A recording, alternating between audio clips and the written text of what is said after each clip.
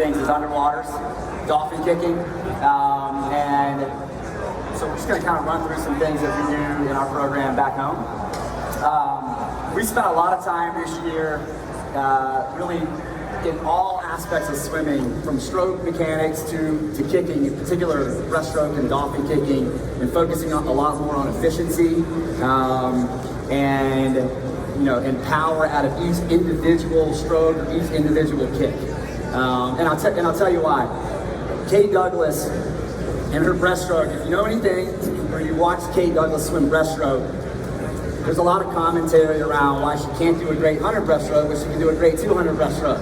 Her 100 breaststroke is pretty good though as well. Is it cold? Are you getting cold? If you're getting cold, you can swim.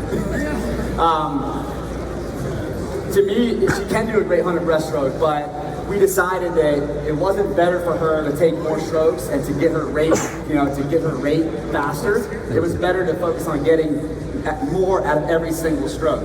So every 200 breaststroke, for example, she did in the last year, her stroke count is exactly the same in every single one of them. And it was most efficient that way, and it was the fastest that way. So we spent a lot of time just focusing on getting more power out of the individual stroke rather than taking more strokes. But so for dolphin kicking, for example, one of the things that we did a lot this year is just kicking on our side on the surface, which is pretty simple, right? Like I think everybody probably does that. You guys do that in practice, just dolphin kicking on your side, but really focusing on trying to make your kicks as big as you can. And what I say to the team when we're doing this is I want you to try to touch your heels, pretend like these are lane lines, the walls. Try to touch your heels to one lane line and your toes to the other lane line, and making your kicks as big as you possibly can, and focusing on driving your heels back. So if you're on your side, depending on what side it is, you're driving your heels back, as far as you can and as hard as you can, but making your kicks as big as you can. You wanna try that? All right. You can breathe, you can keep your head up, head down, whatever you want. But you're gonna try to kick the wall with your toes and kick the heel with your toes. That's you're not actually doing that, but you're gonna try to do it.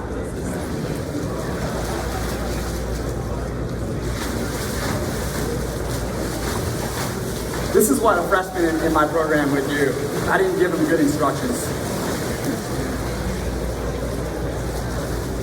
How do we stop him? All right, so that was good, but this is what I want you to do. I want you to go one hand out front, one hand by your side, and that way you can breathe. Just stay relaxed. This doesn't have to be fast. A lot of people want to get in and go really fast, right? And so, but this is just be patient. I think that's the key in everything the way we run our program is we talk about patience. Be patient. I tell the team, I want you to take the least, if this were a 25-yard pool, I want you to take the least amount of kicks possible to get across. Don't worry about how fast you get across. Take the least amount of kicks possible. All right, so I want you to just do 5 kicks. I want you to face that way. So go right arm out, left arm by your side, massive kicks.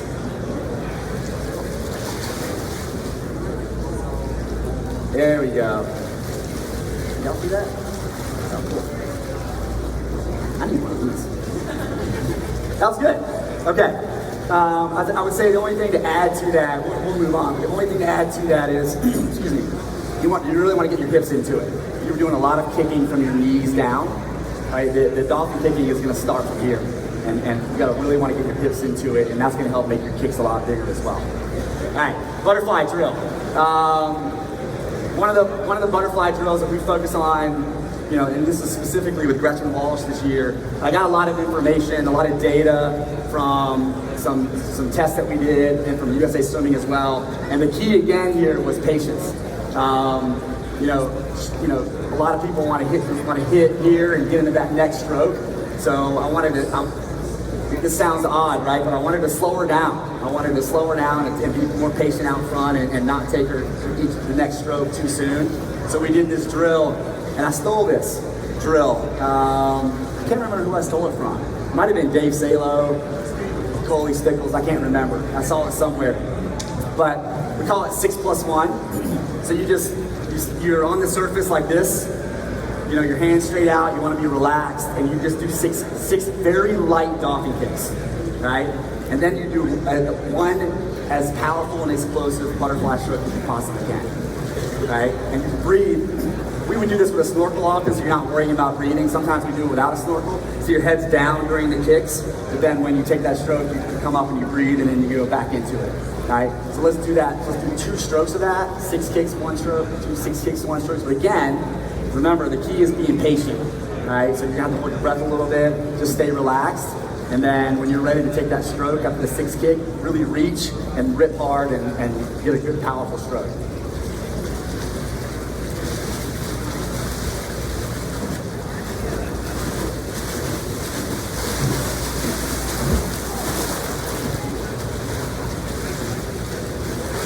That's good. That's really good. That was perfect. So we would do that, and we oftentimes would do that with some resistance. But again, I would tell them, I don't care how many strokes, if we're doing it long course, I don't care how many strokes, how many actual times you do that. Just make each one as powerful as you can. Be patient, and really think about what you're doing out front when you lean into it. And we do that one arm as well. So same exact thing, but do a one arm. We do other versions of that where we might go 3 kicks and 1 stroke. And sometimes it'll be 6 kicks and 1 stroke or different things like that. But just focus on being patient, really being patient out front. Backstroke, I'm a terrible backstroke coach. I don't have any backstroke drills. We really honestly focus a lot on, and I say that because Kate Douglas had the slowest backstroke split in the Olympics by like 4 seconds in her team diameter. It was terrible. And Kate wouldn't be mad at me for saying that either. Actually, what we do in backstroke, we pull on lane lines a lot. You like to do that? No? Your coach doesn't let you do that? So you should let him do that. We do a lot of not actually pulling on the lane line, but I think one of the things that I find the big mistake that a lot of people do is they're pulling too deep on their backstroke. So we spend a lot of time trying to focus on keeping our pull through very high. And then when I say pull on the lane line, you do fingertip drag freestyle. Everybody knows fingertip drag freestyle. Well, this is fingertip drag backstroke. So we want you to drag your fingertips on basically the lane line, so that when you pull, like if this is the surface of the water, you pull, your elbow is bent like this, and you're pulling and you're keeping your hand, right at the surface of the water, rather than digging really deep and going deep. So if you do this double arm, regular, a lot of the drills that we do, a lot of the technique work that we do isn't necessarily actually drills. It's just swimming, focusing on some particular, part of our stroke. So let's just do 10 easy strokes of backstroke, and it's even okay if your fingertips come out of the water. I'd rather be too high than too low. So maybe you do 8 strokes. Maybe do 4 where your fingertips actually come out of the water, and then 4 where you're low just a little bit, just below the surface.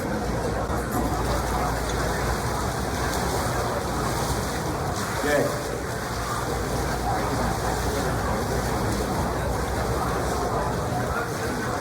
That's good. That was good. I think that, again, pulling on the lane line is not necessarily a bad thing when you're thinking about stroke mechanics. If you're trying to cheat, it's not good. Don't be lazy, but if you pull on the lane line, you do a couple strokes pulling on it, and then you take your hand off of it and try to, do that same, concept, is, keeping that stroke high through the water. Breaststroke.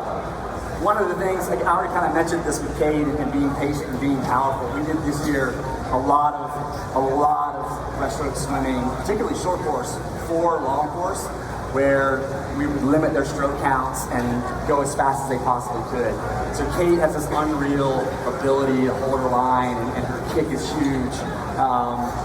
But we wanted to get everything we could out of every single stroke. So she did a lot of 50s short course. We would only let her do 2 strokes per 25 or 3 strokes per 25, and never more than 4 strokes.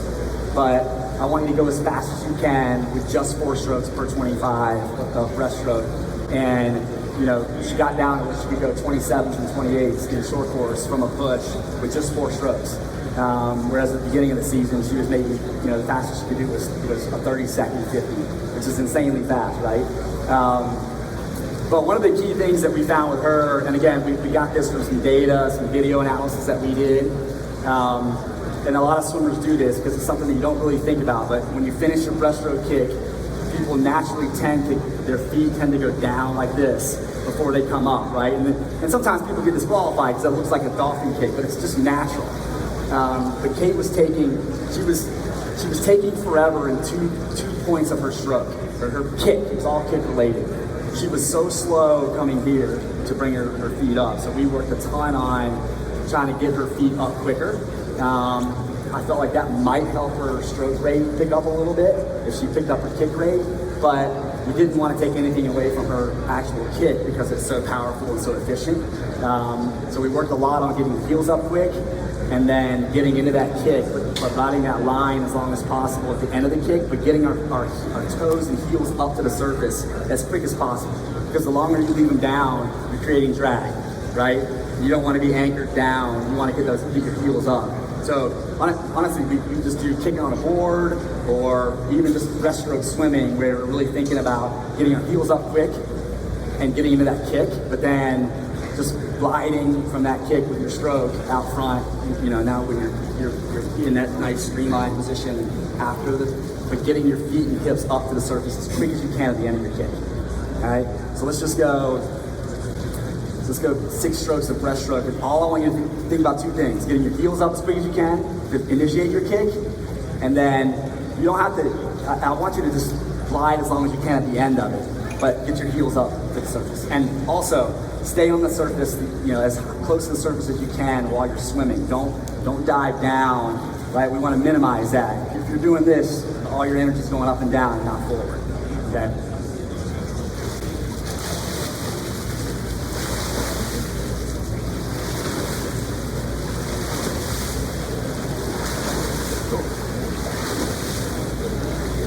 Good breaststroke. It's good. What's your best stroke? Fly. Okay, not breaststroke. That looked good. I've got 1 minute, so I'll do one more. I'll do just a quick freestyle drill that we would do. Actually, I call this fingertip drag and drive. So again, I said this earlier, right? Freestyle, fingertip drag. I got into the mindset this year that I wanted them to keep their recovery, rather than being way up here, I wanted the freestylers to keep their recovery low. So we would literally do fingertip drag, and then, but as soon as the hand reached right here at your head, drive in hard and as fast as you can, so that you get the momentum of shoulder rotation into that extension out front, and also that shoulder rotation, that drive from the shoulder rotation initiates that catch on the opposite side. So you want to be patient with that hand that's here, fingertip drag, and then when you do right here, drive hard and pull to the other side. Try not to do it like slow motion swimming though. Sometimes it's hard to do it. Yeah.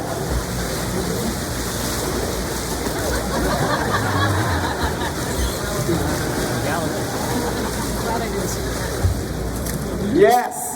The more splash you make, the better. You got them all wet, like Shamu. That's really good. Let's give him a hand because these are hard drills to pick up.